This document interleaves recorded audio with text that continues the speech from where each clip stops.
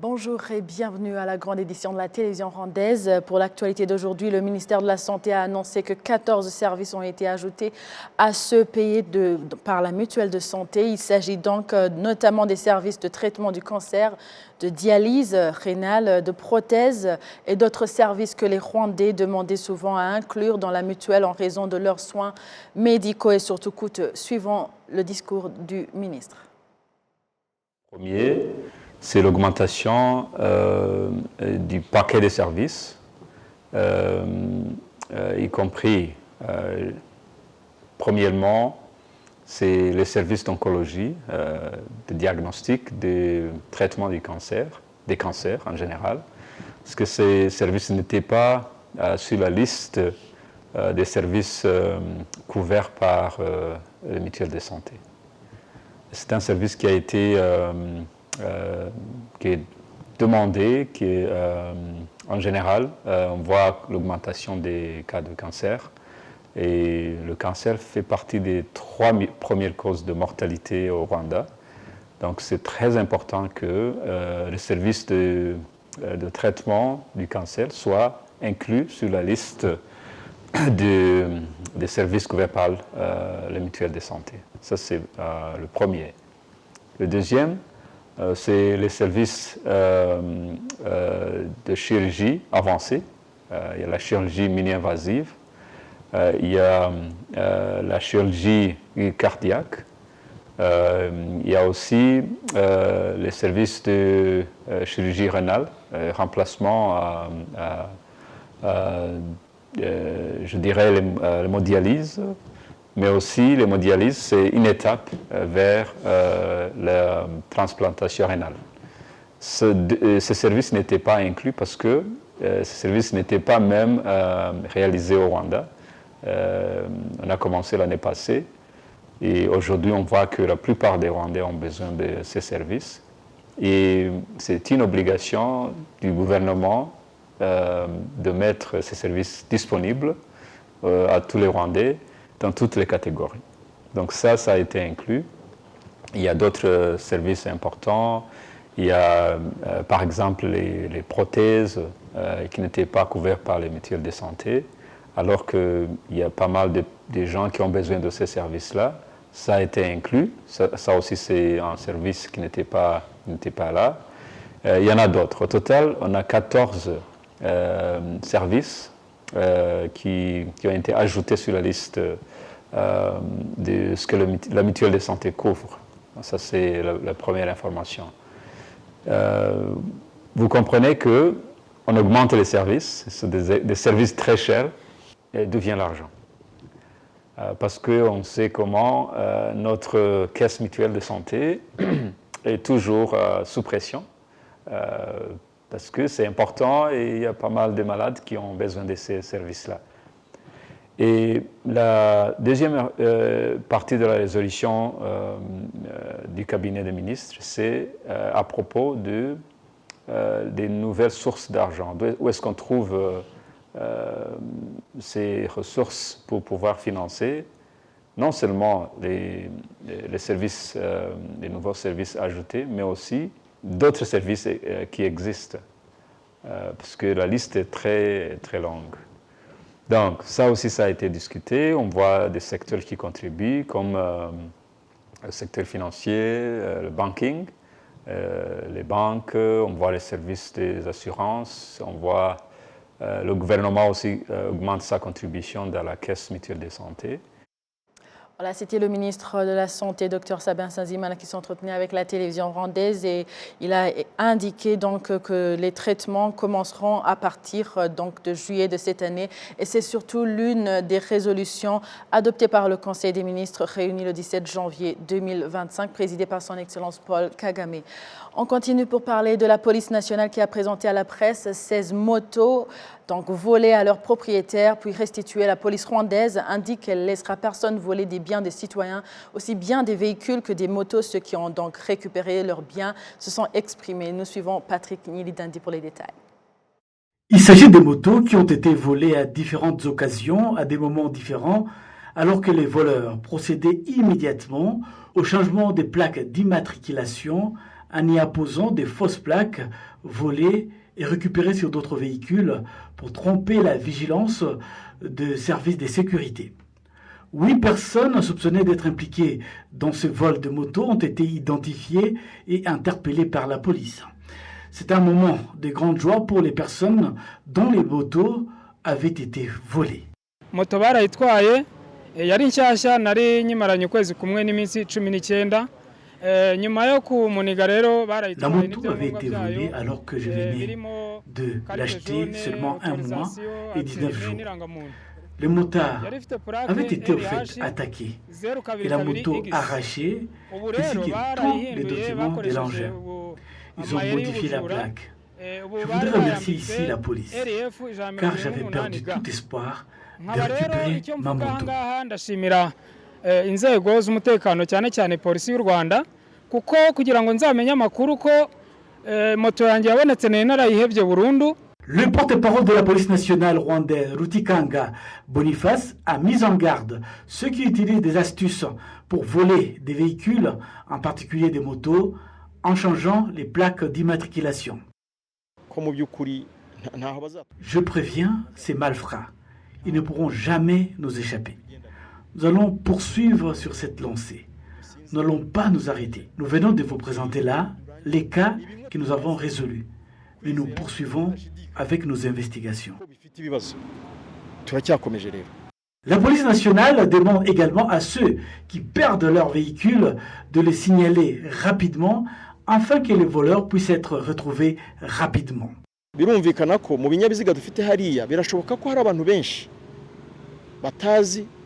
Je suis convaincu qu'il y a des gens qui ne savent pas que nous avons récupéré leurs engins volés. Je les invite à venir nous voir à Gatsiata et regarder parmi ces motos s'il n'y a pas les leurs. C'est étonnant que nous lancions des messages et que nous atteignions le niveau de mettre aux enchères ces motos sans que les propriétaires ne se manifestent. J'ai pris donc tous ceux qui ont perdu leur moto à venir nous voir, soit à Muhima ou à Gatsiata, pour récupérer leurs biens. Ku ishami rya polisi ku Muhima cyangwa akaza mu Gasyata kugira ngo arebe niba moto ye ishobora kuba iparitse hariya. Ceux qui changent l'immatriculation des motos volées commettent de nombreux forfaits, notamment en arrachant les sacs à main des citoyens ou encore lorsqu'on leur confie des marchandises, ils ne le font pas arriver à destination. La police rwandaise a indiqué qu'au total, 136 motos ont été saisies avec des fausses plaques d'immatriculation, dont 16 ont été confirmées comme étant volées. Des enquêtes sont toujours en cours pour déterminer pourquoi les autres motos saisies avaient des plaques d'immatriculation modifiées. Une réunion organisée par le ministère rwandais des Infrastructures et Rusizi 3 Energy Limited a eu lieu ce vendredi pour faire donc le point sur l'avancement du projet du barrage hydroélectrique de Rusizi 3 qui produira 206 MW, faisant de lui le plus grand projet énergétique de la région des Grands Lacs. Le ministre des Infrastructures, Dr Jimmy Gasole, a souligné que le barrage, une fois achevé, contribuera à une production durable d'énergie, stimulera l'économie et va améliorer le bien-être des populations et aussi renforcer la coopération entre le Rwanda, le Burundi et la RDC. Suivant l'intervention de Charles Vumbimbega, directeur général des GEL, qui s'exprime à ce propos. Que la société de projet REL deviendra bientôt une entreprise communautaire.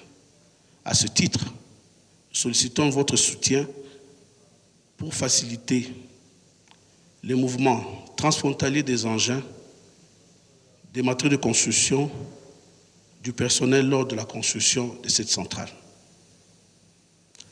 Aux autorités militaires, votre appui est essentiel pour garantir la sécurité d'ISEG et de police. Votre appui est essentiel pour garantir la sécurité dans la zone du projet. Conformément à l'accord de plan de sécurité signé en octobre 2019 entre la République du Rwanda, la République dynamique du Congo et du Burundi avec la société de projet. Enfin, aux communautés locales, nous demandons une collaboration active avec REL et l'entreprise de construction qui sera prochainement recrutée. L'année 2025 représente une étape cruciale pour le projet. Elle est envisagée comme une année d'accélération décisive, marquée par l'objectif d'atteindre la clôture financière, une condition indispensable au lancement des travaux de construction de la centrale. Et pour y parvenir, toutes les dispositions nécessaires sont déjà prises et les éventuels défis seront relevés et résolus au fur et à mesure de leur apparition. La réussite de cette initiative collective repose sur l'engagement de chacun d'entre nous et sur notre volonté commune de travailler ensemble pour fournir une énergie durable, accessible à nos populations, contribuant ainsi au développement socio-économique de notre sous-région. Autour de 800 millions de dollars américains constitue le budget alloué donc au projet de barrage hydroélectrique de Rusizi 3 dont la mise en œuvre est prévue à partir de la fin de cette année. Les travaux de construction de ce barrage devraient commencer à la fin de 2025. Je propose à présent de suivre donc, les analystes et observateurs qui suivent de près la politique de la région des Grands Lacs. Jean-Baptiste Casseminel qui s'est entretenu avec notre collègue Jean-Pierre Kagabo donc, partage son point de vue sur ce qui se passe actuellement à l'est de la République démocratique du Congo.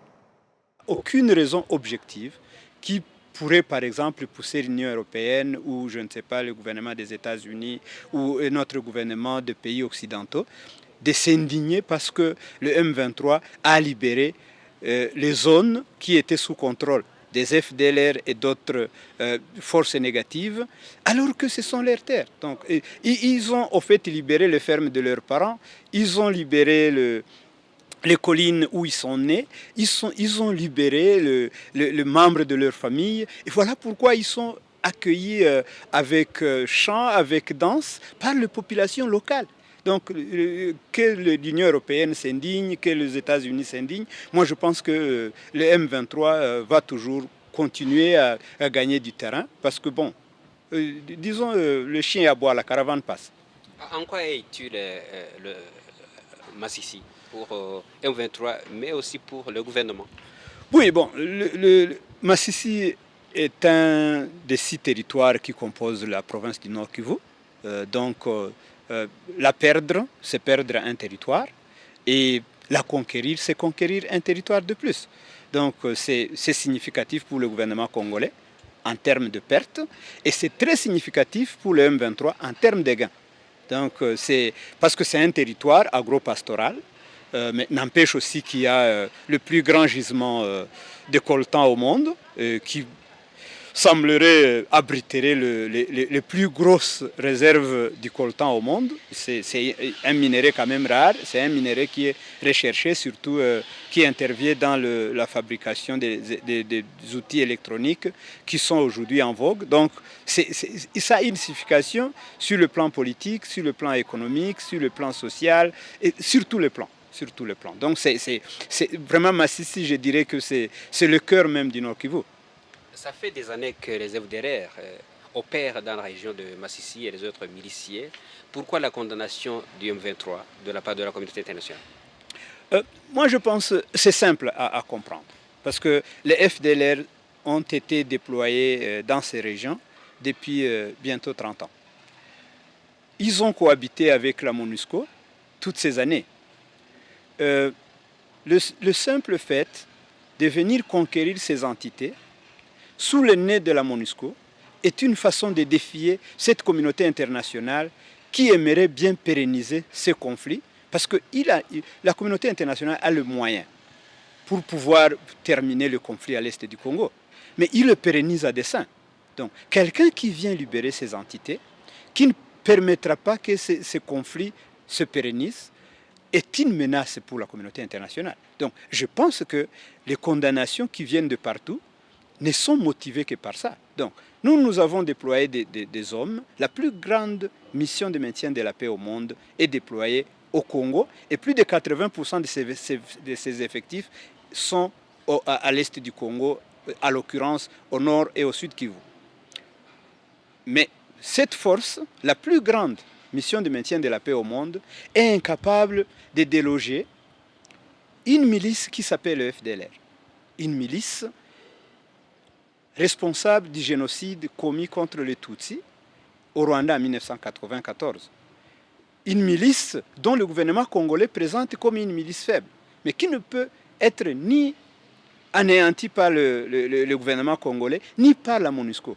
Et du coup, un bon matin, un mouvement comme le M23 vient libérer des territoires qui étaient contrôlés jadis par le FDLR. Donc, c'est une défiance à l'égard de la communauté internationale. Donc, le communiqué ne signifie autre chose que la vengeance.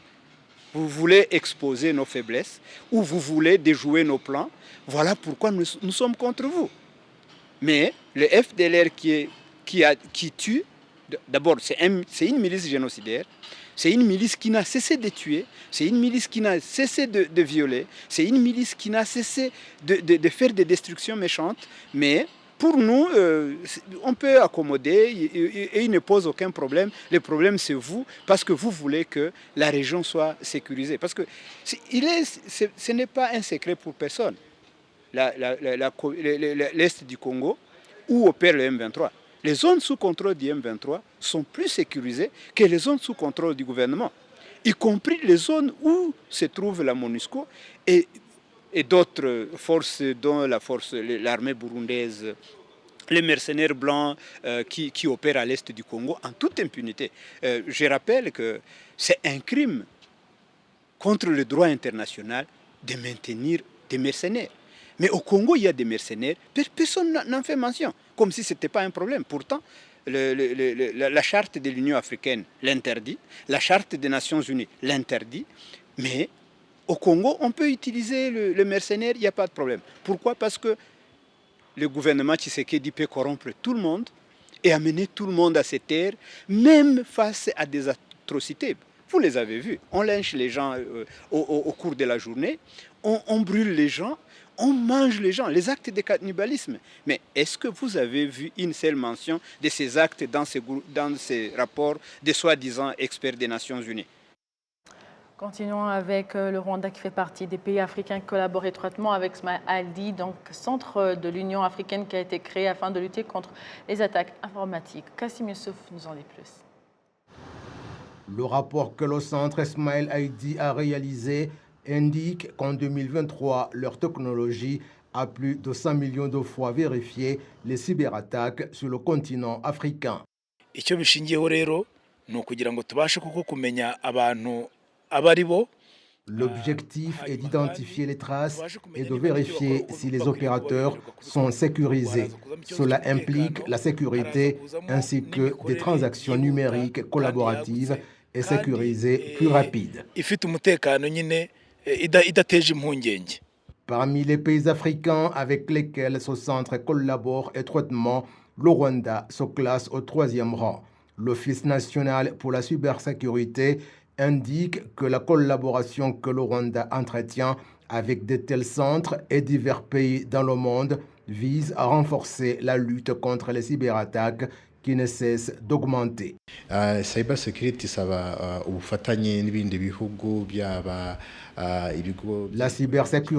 nécessite une collaboration avec d'autres pays, qu'il s'agisse d'entités privées ou publiques. Le Rwanda a signé plusieurs accords dans ce cadre.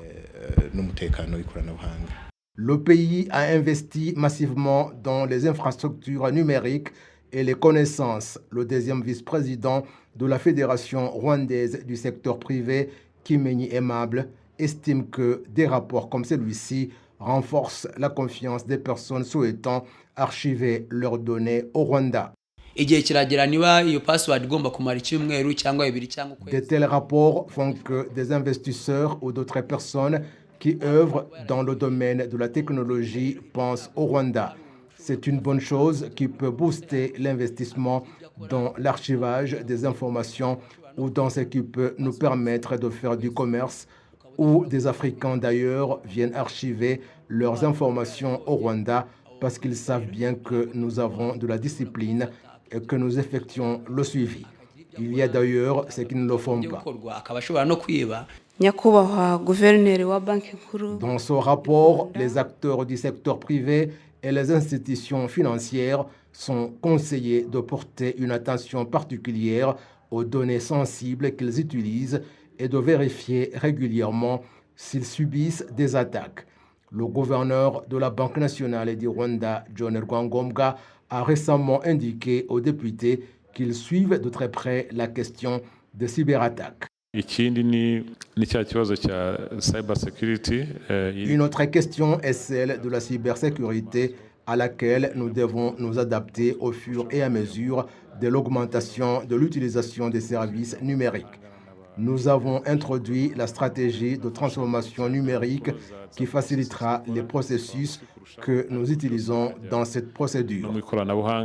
En 2023, les cyberattaques contre le commerce en Afrique ont augmenté de 23% par rapport à 2022.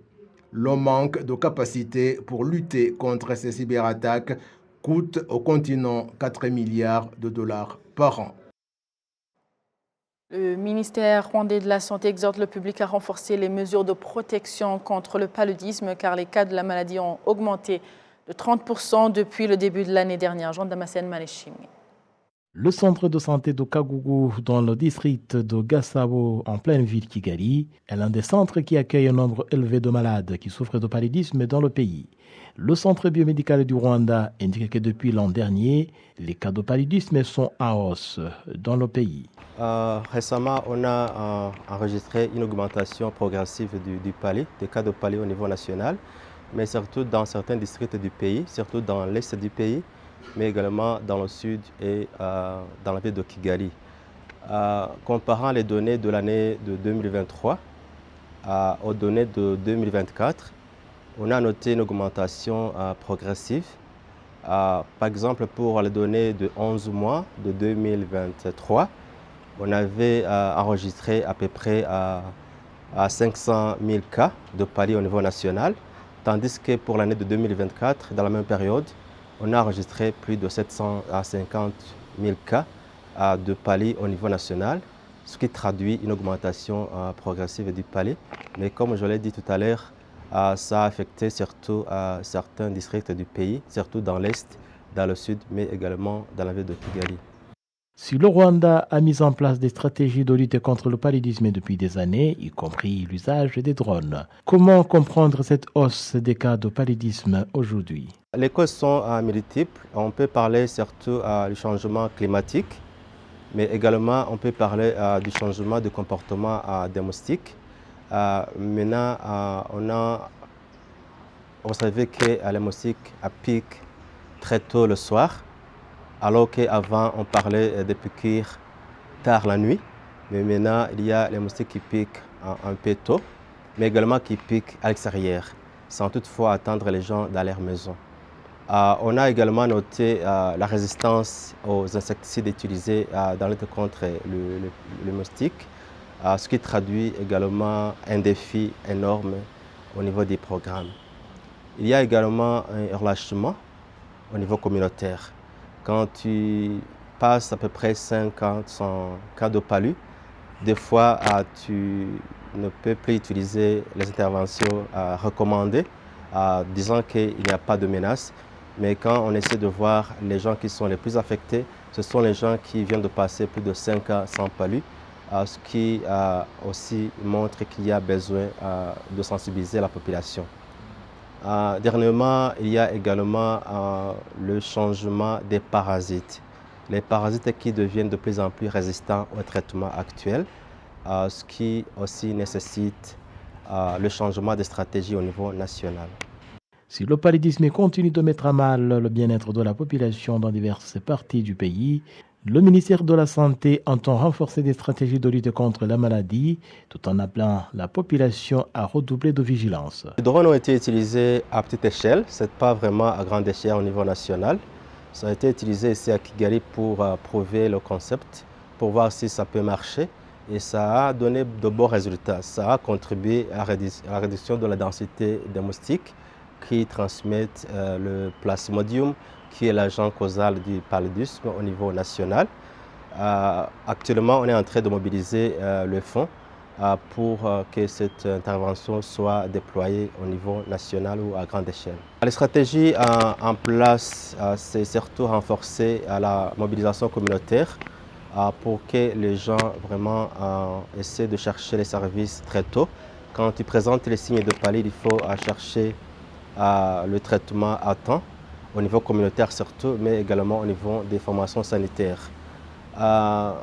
Secondement, il faut également renforcer les stratégies de prévention, surtout l'hygiène autour de nos maisons, pour essayer d'enlever ces gîtes larvaires, ces gîtes de moustiques là.